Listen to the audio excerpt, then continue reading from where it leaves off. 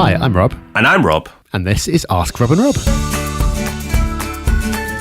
Hello everyone and welcome to Ask Rob and Rob, the show where you get your questions in and we get the answers in. And yes, the year is ticking along, and yes, it is nearly time for Christmas and all the fun and excitement around that. But before we get there, we've got the serious business of answering your property questions. Yes, we do. And next year might be a new year and a new decade, but we're not going to stop. So get your questions in. Just give us a call on 013 808 00035. That's 013 808 00035. And leave us a voicemail there. Or you can leave us that very same voicemail by going to propertyhub.net/ask. So now let's have a listen to our first question today. This one comes in from Sam. Hi Rob and Rob, it's Sam here. Just wanted to say I love the podcast and the content you guys put out. It's so useful, so you get 5 stars from me. My question's about solicitors and lenders. The solicitor I'm using is for a purchase, but the solicitor's not on the panel for the lender. So to get the rate I want with the lender that I want, I'll be looking at extra legal fees. I don't really know what all this is about, and is there a way to factor this into costs? Any advice would be great. I look forward to hearing your thoughts. Thank you. Thank you, Sam, for the question. It's a good one, and I feel your frustration. There are enough challenges in the purchase process without having things like this going on, but there always seems to be something around solicitors or mortgages or a combination of the two, as you've got here.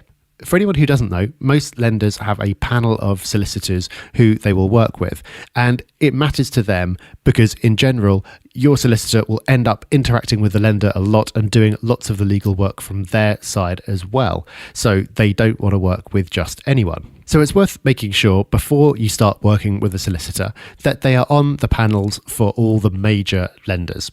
There's no point working with a solicitor down the road who you really like if they aren't on any lender panels at all, because then you'll have this problem all the time. However, there are lots of niche lenders around these days, the smaller players, who sometimes have very restricted panels. Therefore, however good your solicitor is, they might not be on that panel. But these days, it's not just the mainstream lenders. There are lots of niche lenders around as well, some of whom have very restricted panels. So however good your solicitor is, they're unlikely to be on all of them. That's right. For example, as we record this, you've got Keystone, which offer really good limited company mortgage rates, but only 3 solicitors are on their panel. Now, should you use one of those solicitors to get their rates? Maybe, but maybe not. If your solicitor is really good, choosing a solicitor because they're on a mortgage panel and making that your primary reason for using them probably isn't a great decision. A great solicitor is worth their weight in gold. So this is a balancing act. And the point is, at the very beginning, you're not going to know, or very unlikely to know, which mortgage provider you're going to be working with. So make an assessment. Look at your solicitor. As Rob said, make sure they're on the majority of panels. And if they are, then go ahead. There are probably not going to be any solicitors out there that is on every single lender's panel. So as long as they're on the majority, you should be fine.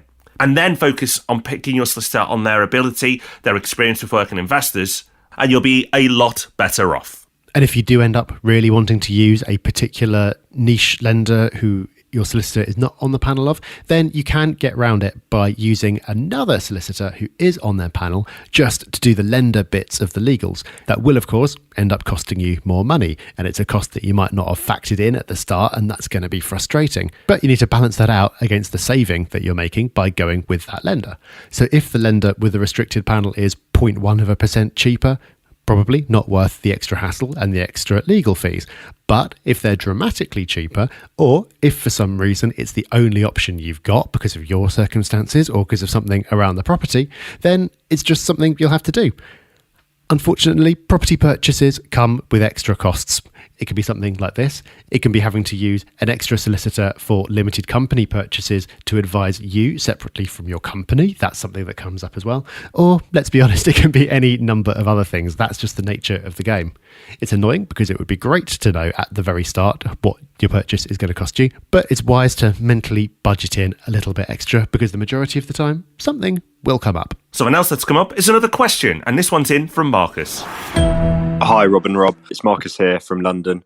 just want to start off by echoing a lot of your other comments around how good the podcast is. I'm an avid listener. Just one question from me. It might be quite simple, but I think it's quite relevant. I've got a buy-to-let in my personal name and I'm about to move it over to a limited company. I want to understand whether HMRC would consider me to still have a property in my own name if I subsequently bought one in my own name after putting the current one in my own name into a limited company. I'm just trying to understand whether they still see me as owning a home. Therefore, will I have to pay the second rate stamp on my new purchase?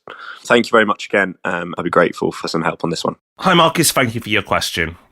Right, it sounds like you've got an interesting tactic here. Buy one property through a company, buy one for your own name, and because both have made their first purchase for the first time, the extra rate of stamp duty that's applicable for 2 or more properties won't apply to you.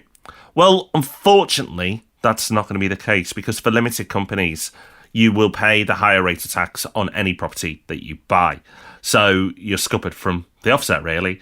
I'm sure you can come up with lots of different ways to try and get around it, but you can't really. There are some people out there that offer very creative solutions to getting around stamp duty and the increased costs that you have to pay for your second property onwards. However, I will use the word creative loosely, and a lot of schemes that have been classed as creative in the past for different types of tax offered the HMRC have come back and closed those down and actually chase people for those costs at a later date. So if you do really want to avoid the higher rate of stamp duty and go for something a little bit more creative tax-wise, then just be prepared that you might need to pay it back at some point in the future. I appreciate, Marcus, this is not the answer you want, but it is the answer. All I will say is that is the answer today as we record this, but we're having an election and Parliament may look very different in the future, or may not, but whoever's in charge may decide to change the rules around this. So if you want to be optimistic in another way, let's hope that they do change it and make it a little bit easier for everyone. We'll wait and see. And the election is nearly upon us, so we won't have to wait that long. And if you haven't made up your mind about who to vote for yet, then you should listen to the Property Podcast on Thursday, where we're going to be running you through the housing-related policies of all the major parties. So make sure you join us for that one. And if you've got a question to send in for Ask Rob and Rob, do that by giving us a call on 013 808 0035 or going to propertyhub.net/ask. Thank you for listening, and we'll see you very soon. Bye-bye. Bye-bye.